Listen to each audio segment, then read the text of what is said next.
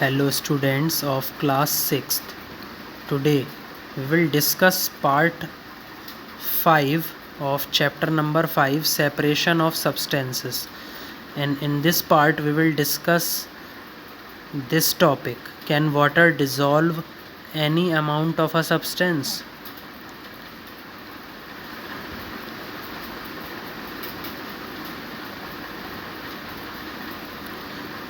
क्या पानी के अंदर किसी भी पदार्थ की जो मात्रा है वो घुलनशील हो सकती है?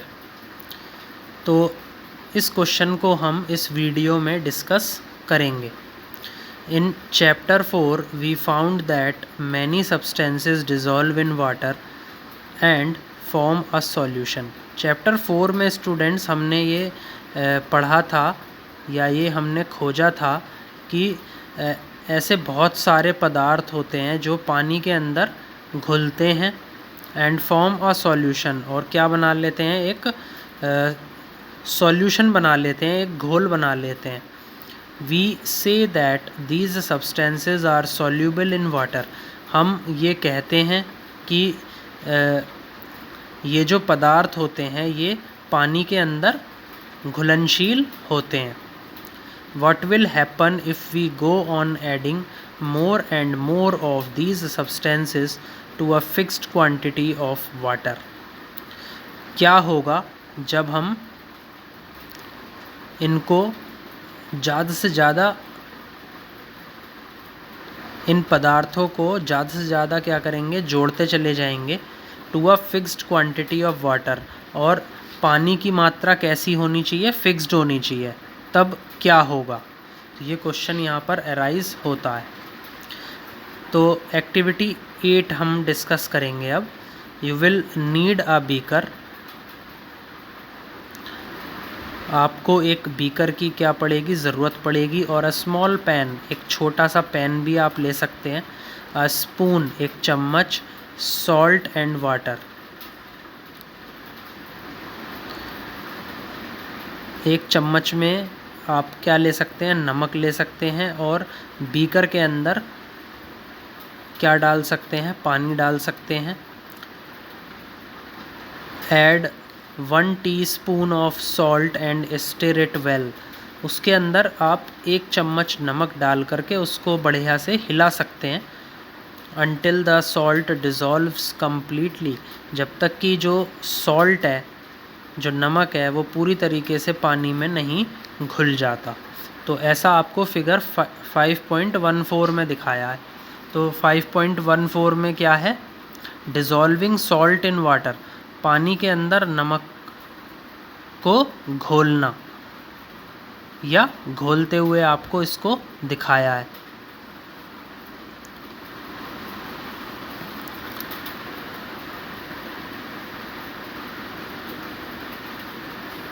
Again add a teaspoon of salt and stir well. और फिर से आप क्या करिए, 1 चम्मच और नमक डाल दीजिए एंड स्टिर वेल, और उसको अच्छे से हिलाइए। Go on adding salt 1 teaspoon full at a time and stir. आप नमक को जोड़ते जाइए या डालते जाइए। 1 टीस्पून फुल, 1 चम्मच पूरी तरीके से आपको भर के एक समय में उस पानी में डालना है एंड स्टिर, और फिर उस पानी को हिलाना है। After adding a few spoons of salt, do you find that some salt remains undissolved and settles at the bottom of the beaker? जब आपने कुछ चम्मच नमक डाली उस बीकर में जिसके अंदर क्या प्रेजेंट था, वाटर, डू यू फाइंड, क्या आपने खोजा, दैट सम सॉल्ट रिमेन्स अनडिज़ोल्व्ड, कि कुछ नमक जो है वो अभी भी अघुलनशील है पानी में, एंड जो अनडिज़ोल्व्ड सॉल्ट है वो कहाँ पे बैठ गया है, बीकर के निचले भाग में बैठ गया है। क्या आपने इस चीज़ को देखा? ये क्वेश्चन यहाँ पर अराइज होता है। इफ़ येस, अगर ऐसा है, या अगर आपका आंसर क्या है, हाँ है, this means that no more salt can be dissolved in the amount of water we have taken. तो इसका क्या मतलब है? इसका मतलब ये है कि अब इससे ज़्यादा नमक उस पानी के अंदर नहीं घुल सकता जो मात्रा आपने ले रखी है। तो जो मात्रा आपने पानी की ले रखी है, इसका मतलब ये है कि अब अगर आप उसमें और ज़्यादा नमक डालते जाएंगे तो एक टाइम के बाद वो पानी के अंदर नहीं घुलेगा। The solution is now set to be saturated. तो उस घोल को क्या बोला जाता है? सैचुरेटेड सॉल्यूशन, यानी कि संतृप्त घोल। Here is a hint as to what might have gone wrong when Paheli tried to recover large quantity of salt mixed with sand. हमारे पास एक हिंट भी है स्टूडेंट्स कि पहेली के साथ क्या गलत हुआ जब वो कोशिश कर रही थी ज़्यादा मात्रा में नमक हमने मिला दिया था सैंड के अंदर। तो उसमें से वो जो ज़्यादा मात्रा है नमक की उसको रिकवर करने की कोशिश कर रही थी पहेली। Perhaps the quantity of salt was much more than that required to form a saturated solution. तो जो नमक की मात्रा है वो ज़्यादा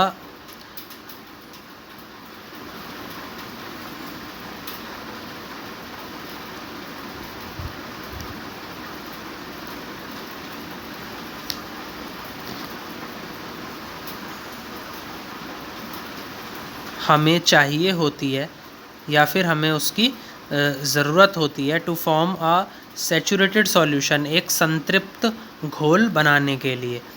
the undissolved salt would have remain mixed with the sand and could not be recovered.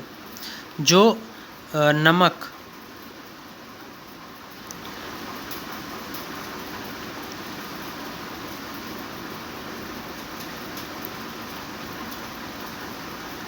अभी भी अघुलनशील है, would have remained mixed with the sand and could not be recovered. तो वो अभी भी उस रेत के साथ मिला हुआ है and could not be recovered, और उसको हम आसानी से निकाल भी नहीं सकते हैं। She could solve her problem by using a large quantity of water. तो वह अपनी जो परेशानी है उसका हल कैसे खोजती है? by using a large quantity of water, ज़्यादा मात्रा में जब वो पानी की ज़्यादा मात्रा ले लेती है या उसका उपयोग करती है तब वो अपनी जो परेशानी है उसका हल कर लेती है। Suppose she did not have sufficient quantity of water to dissolve all the salt in the mixture. अब आप सपोज़ कीजिए स्टूडेंट्स कि उसके पास पर्याप्त मात्रा में पानी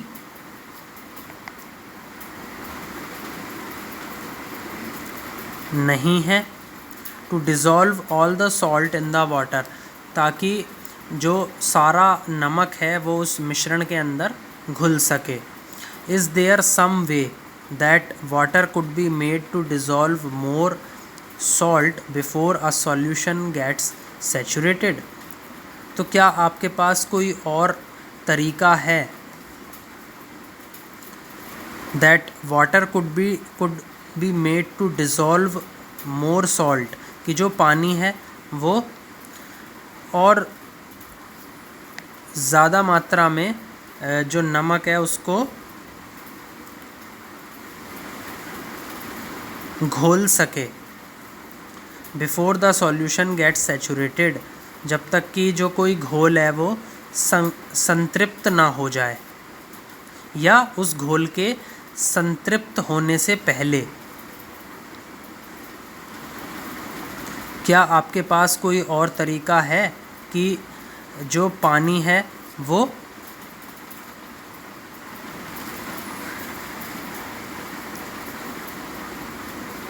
उस नमक को घोल सके?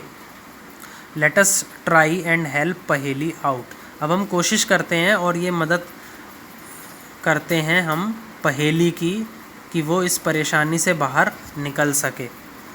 Activity 9, take some water in a beaker and mix salt in it. कुछ पानी आप बीकर के अंदर ले लीजिए और उसके अंदर जो सॉल्ट है उसको मिला दीजिए।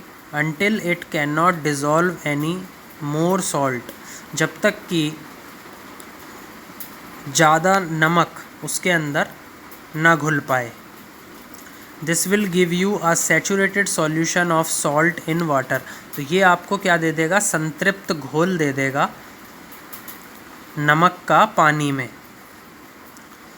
Now add a small quantity of salt to this saturated solution and heat it. अब इसके अंदर कुछ छोटी मात्रा में आप नमक डाल दीजिए इस सॉल्यूशन में, इस घोल में। To this saturated solution and heat it. फिर आप क्या करिए? उसको गर्म कर दीजिए। What do you find? तो आपने क्या खोजा? ये क्वेश्चन यहाँ पर अराइज होता है। What happened to the undissolved salt in the bottom of the beaker? कि अब यहाँ पर ये क्वेश्चन ये अराइज होता है स्टूडेंट्स कि अब क्या होगा उस नमक का जो कि अभी भी पानी के अंदर अच्छे से घुला नहीं है और वो कहाँ पर बैठा हुआ है? उस बीकर का जो निचला भाग है वो वहाँ पर बैठा है। तो उस नमक का क्या होगा? अब ये हम आगे देखेंगे। यहाँ पर ये क्वेश्चन अराइज होता है, डज़ इट डिज़ोल्व नाउ? क्या वो अब घुल चुका है? If yes, can some more salt be dissolved in this solution by heating it? अगर हाँ, तो क्या हम और नमक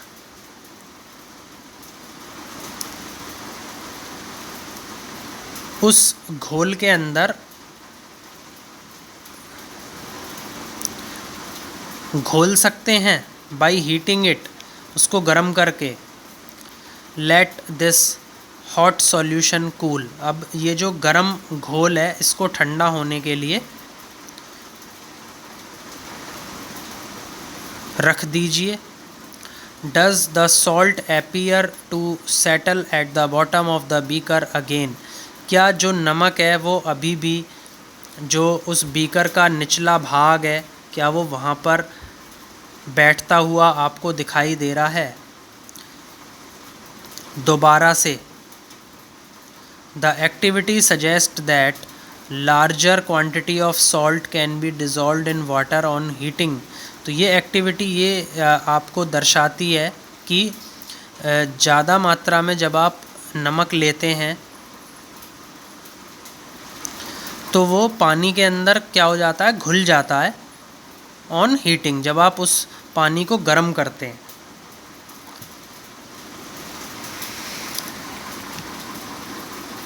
does water dissolve equal amounts of different soluble substances?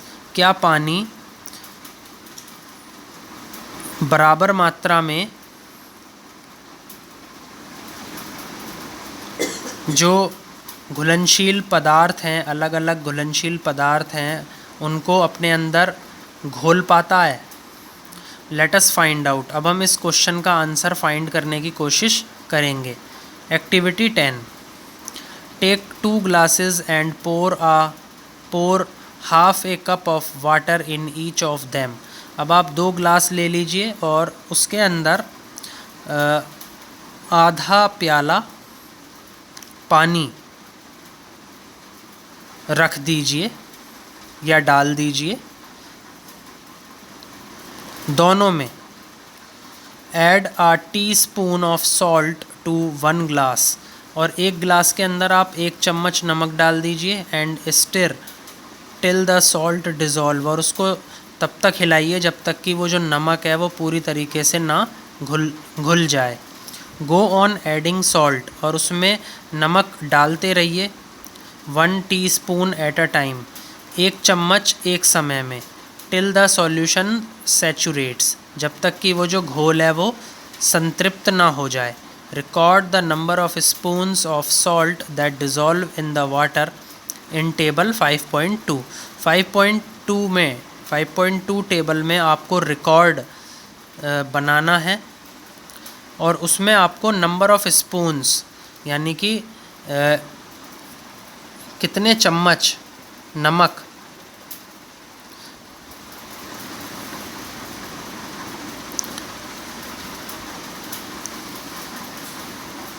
पानी के अंदर घुल गया, उसका रिकॉर्ड आपको टेबल 5.2 में बनाना है। Now repeat the same activity with sugar. अब आपको यही जो एक्टिविटी है इसको शुगर के साथ यानी कि चीनी के साथ करना है। Repeat this with some other substances, और इसको जो अन्य पदार्थ हैं जो कि पानी के अंदर घुलनशील हैं उनसे आपको इस एक्टिविटी को रिपीट करना है। What do you notice from table 5.2? अब यहाँ पर ये क्वेश्चन अराइज होता है कि आपने टेबल 5.2 से क्या देखा।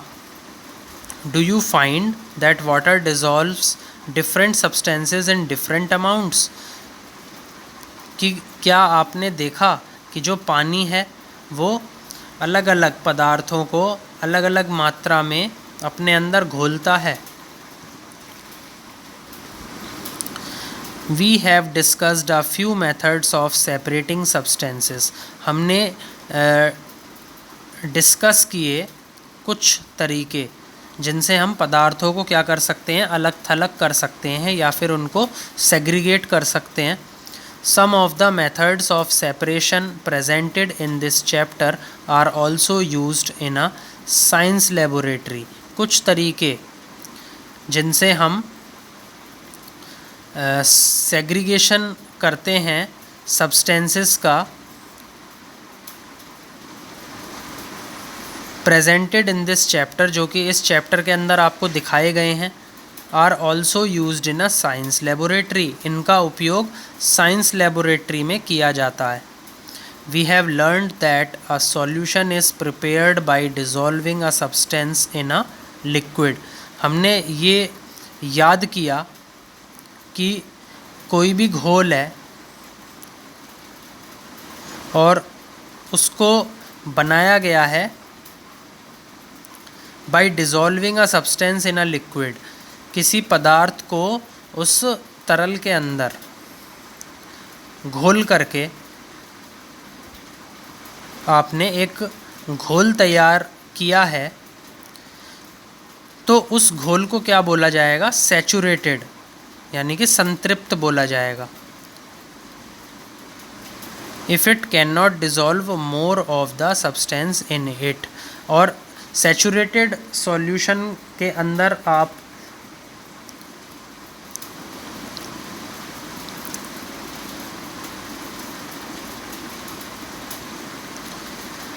सैचुरेटेड सॉल्यूशन वह होते हैं जो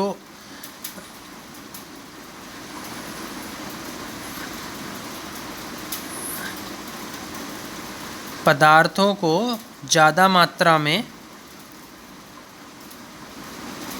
नहीं घोल पाते हैं।